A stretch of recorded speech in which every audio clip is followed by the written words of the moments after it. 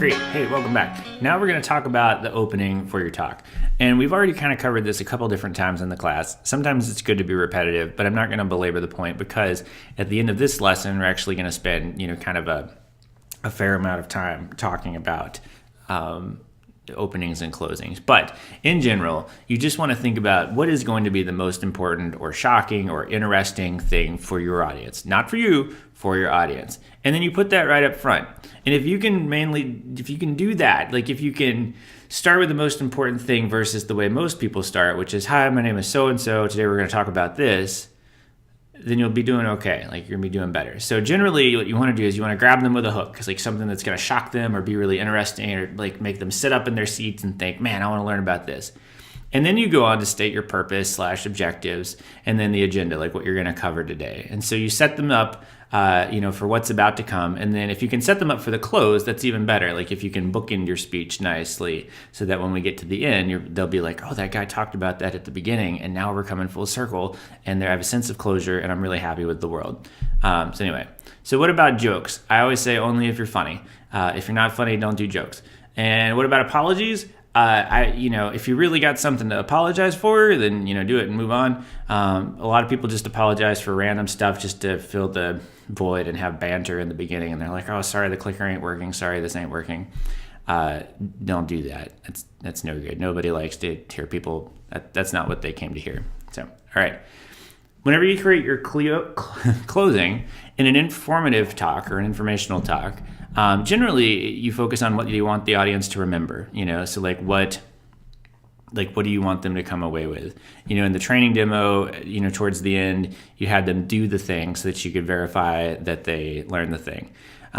In the informational talk, because it is a little bit more educational, a little bit more, a little less, rigid, and everybody's going to learn different amounts, like you kind of just want to review at the end, okay? And so it's good to have a review slide, that way you don't forget to do it, because some people just end and it's really weird and awkward. Make it whatever your main points are, put them on a slide so when you get to the end, be like, oh, and now's my time to review. Now you can build in sort of your activity at the end to have them review as an activity. So maybe it's like a worksheet or, some kind of discussion or activity that you can leave them with.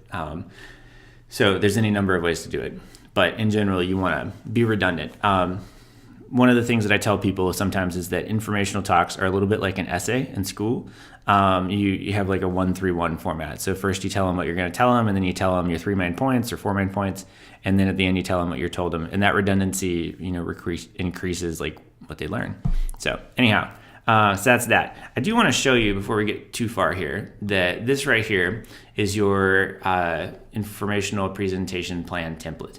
And so we've gone through the title, the objectives, your audience analysis, and this is kind of your notes for yourself about visuals and equipment, all this good stuff. Here's where you mainly fill in the content. So in your opening, here's the thing that people do wrong, and it drives me nuts. They write this like, this plan is for you, not for me. Like, I want to see it and verify that it's going to work for you. But in your opening, do not write, in my opening, I'm going to tell them blah, blah, blah. Just tell me what you're going to tell them. All right, just be like, the most important thing about ethanol is X. So et cetera, et cetera. Same thing with the closing down here at the end. Just write it for yourself as if you were going to work from this, because that's what the intention is. All right, let's go back over here to the PowerPoint.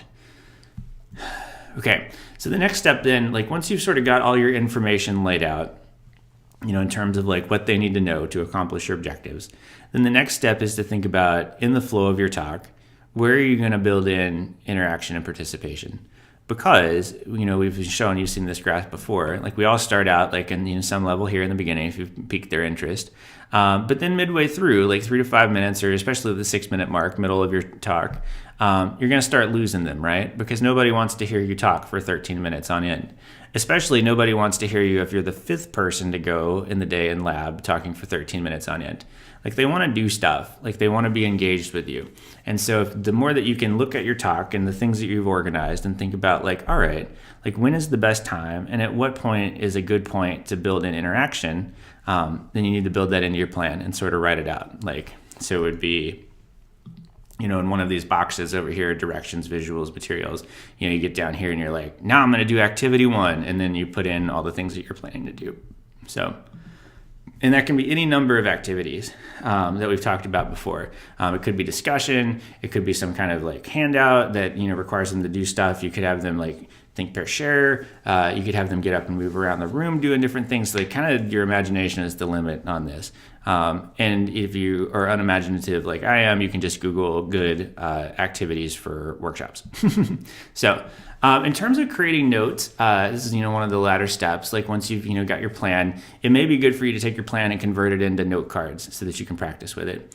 Again, 90% of success is in the preparation, and that's why we found that in this class, the people that are actually a little bit nervous to speak are the ones that prepare the most, and they actually tend to do way better than the people that think I'm really awesome at this and then try to wing it. Some things to think about whenever you are practicing, maybe not so much for lab, but later in life. If you can practice in the place that you're going to do it at the same time of day that you're going to give your presentation, it's actually really good because like you can foresee some things that you may not be able to imagine. It's especially good to practice in the particular location. I used to work late at night whenever I was a PhD student at Virginia Tech, and I was very nervous to teach. And I would actually practice my speech sitting in front of the class where I was going to talk. And it, for whatever reason, made it better. It's also good to stand up and practice with your movements and gestures so that you get a sense of like what you're going to do so it's not a surprise to you. It's good to practice with your visuals. I don't know how many times people do this and they don't practice with their PowerPoint, or they don't practice with their PowerPoint like up on something, even if you just put it on your computer screen and click through it, because sometimes visuals cause problems. So if you can videotape yourself, great. If you can rope your roommates into listening to your talk, even better, because then you can see how people react and if your jokes aren't going to work and if they don't follow some main point. So good things to do. So yeah, again, proper planning and practice prevents poor performance. Wow, that's a GIF. Look at that thing go. What is even happening? The 90s. All right. So again, in review, because this is an informational, today we talked about how an informational plan is different in purpose than a training demonstration. We talked about how many objectives you should have. What were they? 2 to 3, maximum 4, right? How many pages should your good plan be? I actually didn't mention that, but we're looking for like 2 to 3. How long should the presentation be? 10 to 13 minutes. How much time should the opening take to deliver? I actually didn't cover this either. This wasn't in my slides. These aren't my slides, just FYI. But you're looking for about a minute and a half to go through like the hook and the objectives, what they're going to cover today, and then the agenda, like what's going to happen. And so the closing should take probably less than that, like a minute, 2 minutes, etc. All right, cool. When we come back, we're going to talk specifically about good intros and good closings.